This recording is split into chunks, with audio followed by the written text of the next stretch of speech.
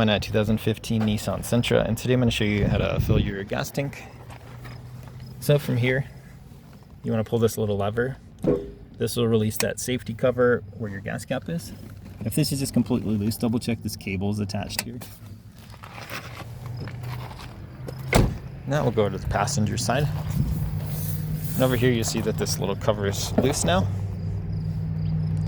So with this loose, we'll open it up, make sure nothing's bent or broken, no debris stuck in here.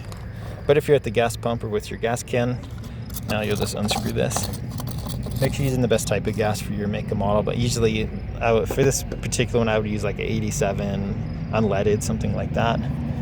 But then just fill as needed till you're full.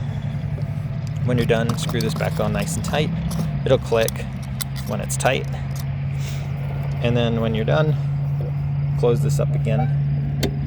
And with it closed like that, it's now locked in place. So if you need to open this, we'll have to go back around to the driver's side and pull that lever that we did in the beginning. But I hope this is helpful. Hope you have a wonderful day.